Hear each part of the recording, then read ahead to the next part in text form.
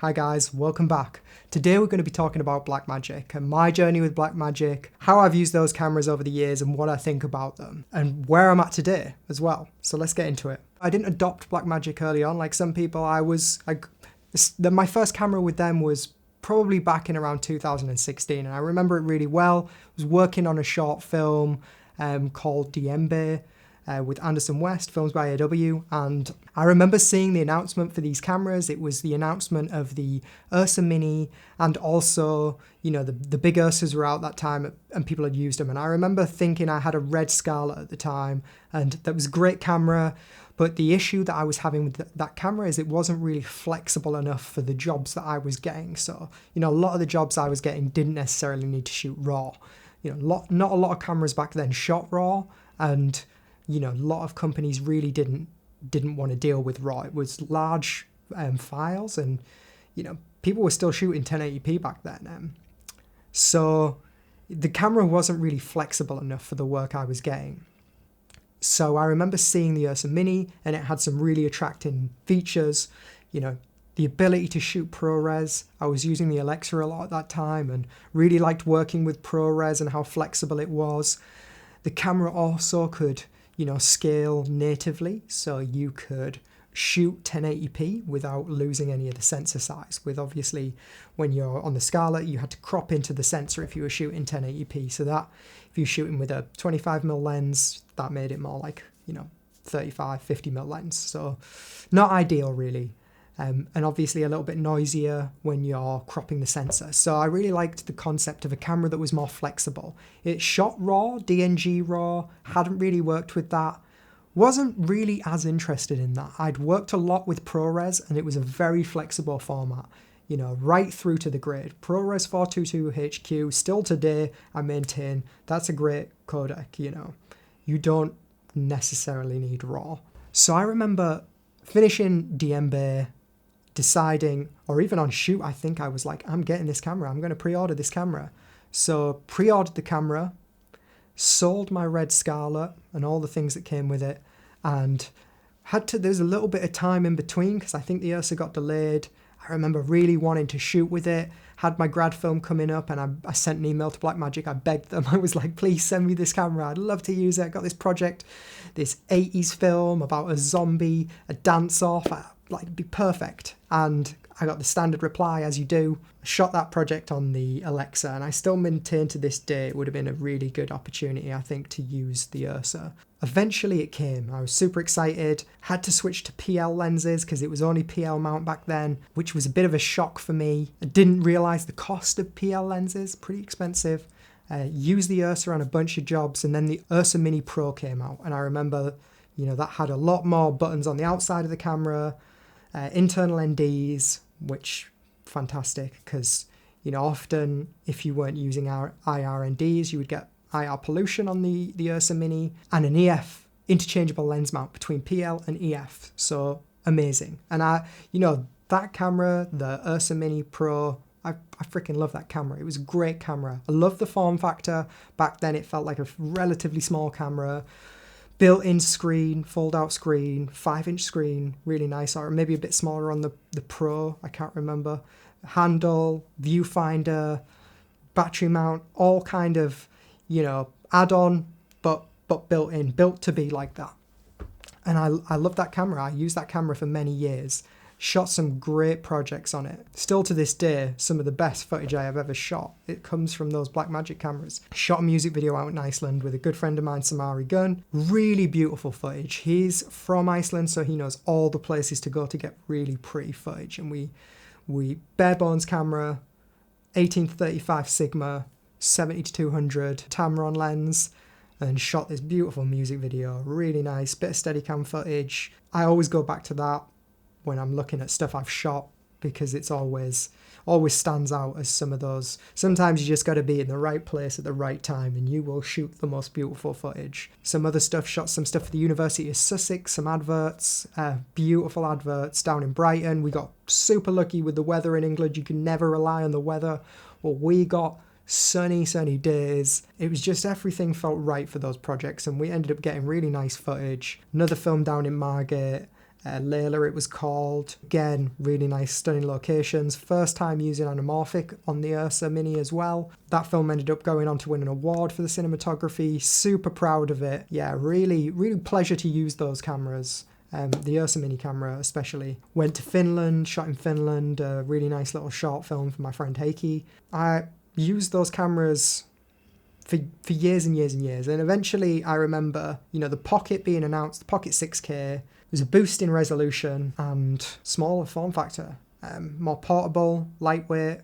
I remember, I was going on a lot more jobs by myself, and the Ursa felt like a bit of a beefy camera to be carrying across London. So, I really was in search of that portable setup. I just figured from that point on, I would rent anytime I needed something bigger.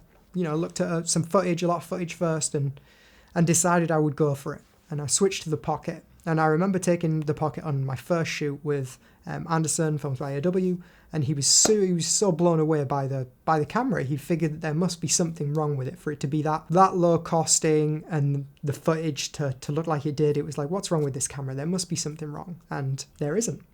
There isn't anything wrong with this great camera. It gives you beautiful footage. It's not necessarily the camera that for every job. It's way more difficult to shoot some like events, weddings, that kind of stuff on a Pocket just because it doesn't have autofocus. The batteries don't last that long.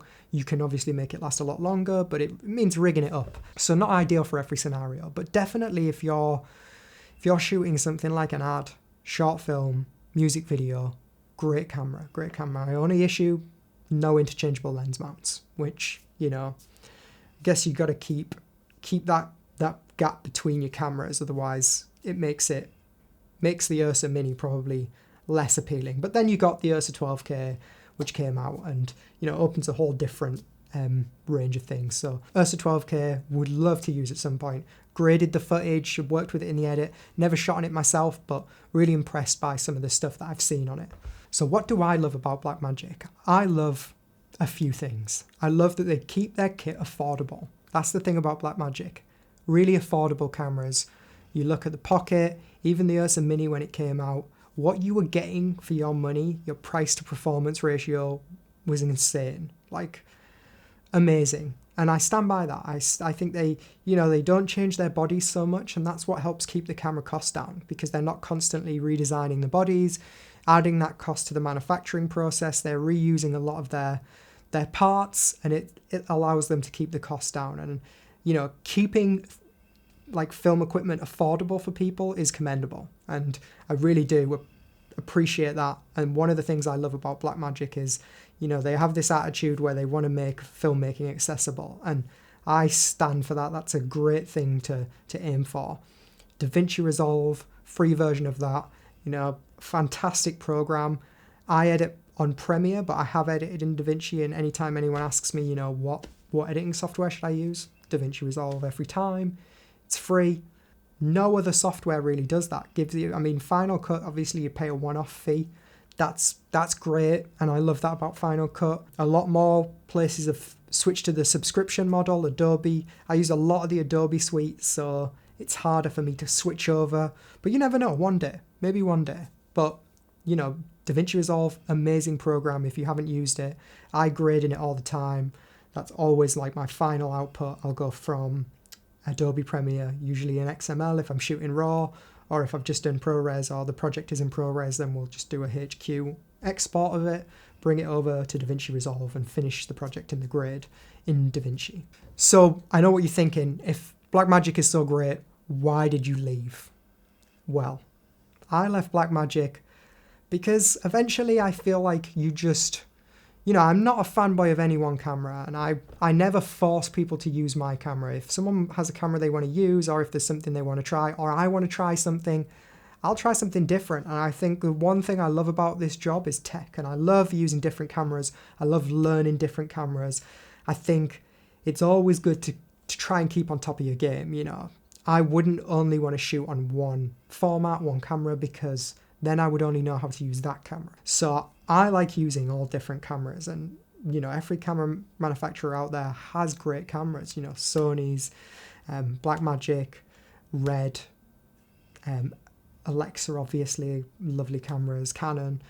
And even, ones that I've only seen footage from that I'd love to use, the Kinfinity, look like they shoot beautiful footage, and hopefully we'll be getting to use one of those soon. I love using different cameras, so eventually, after enough time, the Komodo seemed like a really appealing camera. RED has changed dramatically since I had the Scarlett, shooting ProRes now, which gives a bit more flexibility in projects. Still not perfect. There's some stuff I would love to see with the Komodo, like, 60 frames a second in 4K without cropping the sensor in ProRes. That would be great. But, each camera has these things that you got to get used to. Yeah, RED a lot smaller now. Batteries last a lot longer, which is a plus. RF mount is a game changer, which means no more unscrewing and screwing in mounts and worrying about the back focus going off when you do that. Now a lot of it's just you clip in that mount. I love that. It's amazing. There's so many lenses out there, you want to try them, right? Also, Panasonic. First Panasonic camera shooting this on the S5 Mark II. Been blown away by this camera. Love it. Love it, love it, love it. Panasonic have beautiful colours. Love to see the X and use the X a little bit, but yeah, I'm loving using ProRes RAW with the Atomos. Just done a video comparing the Komodo to the Lumix. I think, check out that video because I think it's a good one for just seeing how they compare and seeing, how they differ from each other, color versus clarity. Yeah, go and check it out if you haven't seen it. I eventually, no longer own Blackmagic cameras, but I know one day I'll be back. I think I'll be back to Blackmagic. I can't wait to see what they do next. I think it's going to be a box camera. We all want that box camera. But who knows? Whatever they do, I know it'll be great. If I had funds, I would just go and buy an Ursa Mini Pro 12K. I'd love to use that camera and just keep it. Just keep it as one of those things. I think it's like, how some people have games consoles that they just keep around because they love it. That's what the Ursa Mini Pro is like to me. I would just buy it and keep it around, keep it in a glass cage. I just love that camera. It holds a lot of good memories for me, and I loved using it. One day, I'm sure I'm going to be coming back to Blackmagic. I'm almost certain whatever they do next is going to be exciting. It's going to push the boundaries, and I guarantee it's probably going to be affordable. So can't wait to see what they do next. I'm super excited. So that brings me to the end of the video, guys. I hope you've enjoyed the footage here. I'm going to link to all the projects you've seen here. Some of them aren't available yet, but I'll link to their trailers. You can stay up to date with them.